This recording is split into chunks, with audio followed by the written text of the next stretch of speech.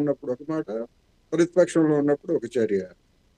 మీరు చెప్పినటువంటి మాటల్ని నరేంద్ర మోడీ గారిని చెప్పమనండి. దేశ ప్రజలను ఉద్దేశించి డొనాల్డ్ ట్రంప్ లేకపోతే ఇతరులందరూ కూడా టీవీల్లో మాట్లాడతారు కదా. ఇదే మీరు చెప్పినటువంటి అంశాలన్నింటినీ కూడా ఏం మాయరావా, 250 రూపాయలు భరించలేరా అని చెప్పేసి చెప్పమానండి.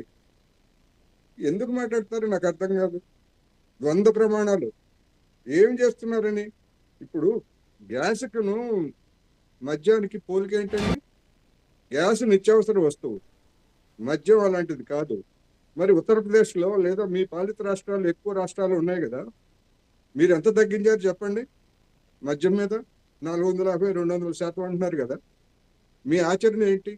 పక్కనే ఉన్నటువంటి ఆంధ్రప్రదేశ్లో ఎంత వసూలు చేస్తున్నారు? మీ ప్రభుత్వం ఉంది కదా, మీరు కూడా భాగస్వామే కదా అక్కడ. దాని గురించి చెప్పండి. దాని గురించి చెప్పకుండా ఎవరో ఏదో చేస్తున్నారు, ఎంత పెంచుతున్నారు, ఎంత పెంచుతున్నారు. అసలు మీరు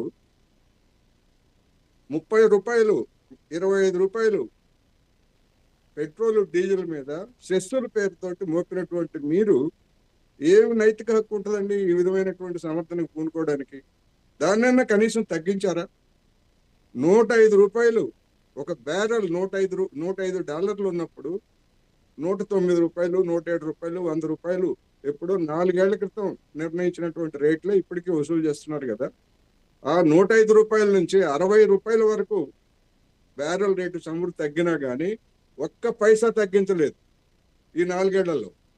ఇప్పుడు అంతర్జాతీయంగా గ్యాస్ ధరలు పెరిగినాయి కనుక అని చెప్పేసి 60 రూపాయలు వెంటనే పెంచేశారు. ఏ చమురు ధరలు తగ్గినప్పుడు తగ్గించాలనేటువంటి స్పృహ లేదా బీజేపీ నాయకులకి, కేంద్ర ప్రభుత్వానికి? అప్పుడు ఏం చేశారు? ఈ వాదనలన్నీ ఎందుకు తగ్గించలేదు, ఎందుకు అడగలేదు? మీరు మీ పార్టీ నాయకుల్ని అడగాలి కదా. 100 రూపాయలు ఉన్నప్పుడు 107, 109 రూపాయలు చేశారు. మరి 60 రూపాయలు తగ్గినప్పుడు ఎందుకు తగ్గించలేదు అని చెప్పేసి ఏమన్నా అడిగారు ఎప్పుడన్నా మీరు? అలాంటిది పోయి గ్యాస్కును మందుకి పోలిక పెడుతున్నారంటే, అంటే మీ బుర్రల్లో ఉన్నటువంటి, మీ బుర్రలంటే వ్యక్తిగతంగా మిమ్మల్ని అంటాం కాదు కృష్ణారెడ్డి గారు, మీ నాయకుల, మీ పార్టీ నాయకుల యొక్క ప్రజా వ్యతిరేక మైండ్ సెట్ ఎట్లా ఉందో ఇది స్పష్టంగా కనిపిస్తూ ఉంది. ఎవరో నరేంద్ర మోడీ గారిని ఏదో అంటున్నారు.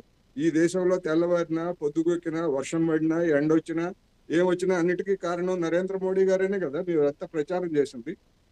ఇవాళ మరి విమర్శ వచ్చినప్పుడు విమర్శను భరించకపోతే ఎట్లాగా? బెంగళూరులో అసలు సిలిండర్లు ఆపేశారు అంటున్నారు హోటల్స్కి. కొరత లేదని చెప్పేసి ఒకవైపు చెప్తారు. మరి ఎందుకు ఆపేసినట్టు? సిలిండర్ల బుకింగ్ డేస్ కూడా పెంచారు కదా, ఎందుకు పెంచినట్టు?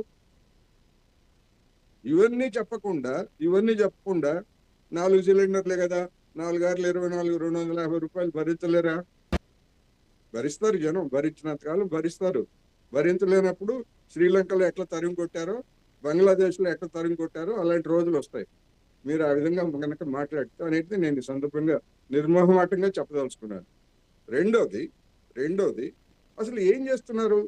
2 నెలల నుంచి 3 నెలల నుంచి అమెరికా వాడు నేను ఇరాన్ మీద యుద్ధం చేస్తాను, దాడి చేస్తానని మొత్తం అన్ని నౌకలన్నింటినీ సమీకరించుకుంటూ వస్తే, ఇరాన్ ఏం చెప్పింది? మా మీద కనుక దాడి చేసేట్లయితే హార్ముజ్ జలసంధిని మూసేస్తాము, మొత్తం గ్యాసు, చమురు సరఫరా అంతా ఆపేస్తామని వాళ్ళు ఎప్పటి నుంచి ప్రకటన చేస్తూ ఉంటే, ఒకవేళ నిజంగానే యుద్ధం జరిగితే, హార్ముజ్ జలసంధిని మూసేస్తే మన దేశంలో ఎదుర్కొనేటువంటి పరిస్థితులు ఏమిటని యుద్ధానికి ముందు ఎప్పుడన్నా నరేంద్ర మోడీ గారు ఒక ప్రత్యేక సమావేశం నిర్వహించి కేబినెట్ సమీక్ష చేశారా?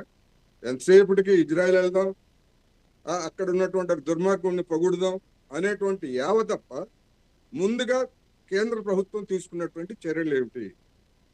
10 రోజుల తర్వాత, యుద్ధం 10 రోజుల తర్వాత జనం గగ్గోలు పెడతా ఉంటే ఇవాళ చెప్తున్నారు మేము ఉత్పత్తిని పెంచుతున్నాం. ఏం చేశారు ఈ 10 రోజుల నుంచి? కేంద్ర ప్రభుత్వం ఏం చేస్తా ఉంది 10 రోజుల నుంచి? మొత్తం గ్యాస్ ఇవన్నీ కూడా కేంద్ర ప్రభుత్వం అధీనంలోనే కదా. ఎందుకు పెంచలేదు ఈ 10 రోజుల నుంచి ఉత్పత్తి? ఇటువంటి పరిస్థితి వస్తుందని ఊహించరా? జనానికి తెలియదా? జనానికి తెలిసిన మాత్రం కూడా మరి కేంద్రంలో ఉన్నటువంటి పెద్దలకు తెలియదా? అందుకని ఆ విధంగా సమర్థించడం అనేది చాలా విచారకరం కృష్ణారెడ్డి గారు. మీరు ఆలోచించుకోండి. జనం అయితే మెచ్చరు. ఇప్పుడు పూర్తి నిర్లక్ష్యం, పూర్తి బాధ్యత రహిత్యం కేంద్ర ప్రభుత్వం అనుసరిస్తూ ఉంది. మరి పెట్రోల్ ధరలు తగ్గినప్పుడు, ముడి చమురు తగ్గినప్పుడు ఎందుకు తగ్గించలేదు? ఇప్పుడు ఎందుకు పెంచారు? కరెక్ట్గానే ఏమిటి దీని వెనకాల ఉన్నటువంటి లాజిక్ ఏంటనేటువంటిది ప్రశ్న.